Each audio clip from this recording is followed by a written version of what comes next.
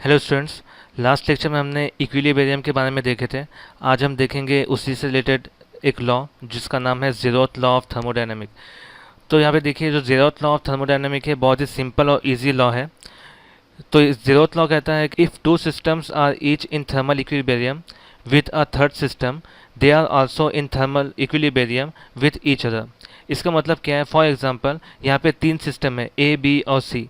ए अगर सी के equilibrium state में है एंड ए और बी दोनों भी इक्विलिब्रियम स्टेट में है, तो ऑटोमेटिकली बी और सी के बीच में भी क्या है, ये दोनों भी इक्विलिब्रियम स्टेट में होंगे। ये उसी तरह होगा इस जैसा कि x is equal to Y, Y is equal to Z, then automatically हम क्या कर सकते हैं इसको, x is equal to Z. तो ये बहुत ही सिंपल लॉ है जो जिसको ज़ीरोथ लॉ कहते हैं। और इसका काम जो है, इसका जो यूज़ है, ये टेम्परेचर मेजरमेंट के टाइम पर आता है। तो ज़ीरोथ लॉ बहुत ही सिंपल है। इसमें सिर्फ और सिर्फ बताया गया है कि तीन सिस्टम है, ए बी के इक्विलिब्रियम स्टेट में है और ए सी के इक्विलिब्रियम स्टेट में, मतलब बी और सी वो क्या हो जाएंगे, इक्विलिब्रियम स्टेट में हो जाएंगे। ठीक है, नेक्स्ट पॉइंट देखते हैं। The science of measuring temperature is called thermometry.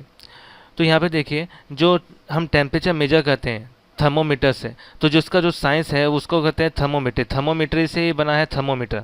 Okay, thermometer से ही बना है थर्मोमीटर। तो जो भी प्रोसेस होगी थर्मोमेट्री में, उसको हम क्या कहते हैं, थर्मोमीटर में यूज़ करते हैं। और उसका यूज़ करके हम क्या करते हैं, टेम्परेचर मेजर करते हैं। नेक्स्ट पॉइंट है इंटरनल एनर्जी। तो देखिए, इंटरनल एनर्जी क्या होती है? Internal energy is defined as the energy associated with the random disordered motion of the molecule of a system. इसका मतलब क्या है? फॉर एग्जांपल, एक सिस्टम है, उसमें क्या है, मॉलिक्यूल्स, ये एक सिस्टम है, इसमें क्या है, मॉलिक्यूल्स रैंडमली मूव हो रहे हैं। तो जब भी मॉलिक्यूल्स मूव होते हैं, इसका मतलब इनके पास कुछ ना कुछ एनर्जी है। तो ये जो एनर्जी होती है, हम इसको क्या कहते हैं, इंटरनल एनर्जी कहते हैं। ठीक है, तो ये मॉलिक्यूल्स क्या है, इंटरनली क्या करते हैं, ये एक सिस्टम है, सिस्टम के अंदर क्या हो रहा है, ये मॉलिक्यूल्स एक जगह से दूसरी जगह क्या हो रहे हैं, मूव हो रहे हैं। तो ये जहाँ पर भी मूव हो रहे हैं, इसका मतलब क्या है कि इनके अंदर कुछ ना कुछ इंटरनल एनर्जी है। ठीक है, इंटरनल एनर्जी की वजह से, इनके पास कुछ एनर्जी होने की वजह से ये क्या हो रहे हैं, मूव हो रहे हैं। तो इसे हम बोलेंगे इंटरनल एनर्जी। और हमें पता है कि इंटरनल एनर्जी जो होती है, जो ये क्या है, मॉलिक्यूल्स एक जगह से दूसरी जगह मूव हो रहे हैं, मतलब क्या हो रहा है, ये काइनेटिक एनर्जी हो रही है। ठीक है, काइनेटिक एनर्जी हो रही है इसमें। तो काइनेटिक एनर्जी का पता है हमें कि काइनेटिक एनर्जी क्या होती है, 1/2 mv²।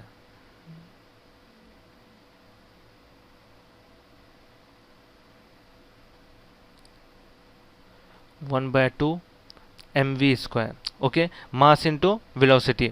तो यहाँ पे देखिए, अब अगर हमें इसका टोटल सिस्टम का इंटरनल एनर्जी देखना है, तो हर एक मॉलिक्यूल का हमको क्या करना पड़ेगा, काइनेटिक एनर्जी के थ्रू ऐड करना पड़ेगा। मतलब क्या हो जाएगा, अगर हमको पूरा इंटरनल एनर्जी देखना है, U is equal to 1/2 m1v1² plus 1/2 m2v2² plus dash dash dash 1/2 mn v n²। इसका मतलब क्या है, हर एक एनर्जी, हर एक जो मॉलिक्यूल है, हर एक का जितना है, उनको क्या करेंगे, उसको ऐड कर लेंगे। यानी जितने भी मॉलिक्यूल्स हैं, उन सब का काइनेटिक एनर्जी हम ऐड कर लेंगे, तो हमको उस सिस्टम की इंटरनल एनर्जी पता चल जाएगी। ठीक है, तो ये क्या है, इंटरनल एनर्जी हमको मालूम करने के लिए 1/2 m1v1² plus 1/2 m2v2² plus 1/2 mn v n²। ठीक है, इस तरह से हम क्या कर सकते हैं, इंटरनल एनर्जी पता कर सकते हैं। नेक्स्ट है, अगर हमको इंटरनल एनर्जी देखना है, ठीक है, internal energy,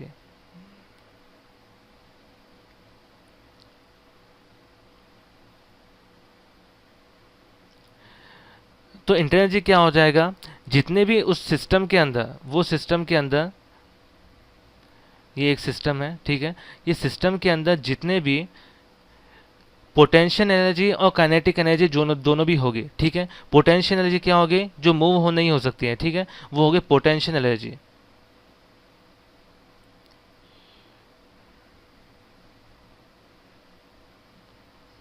plus kinetic energy.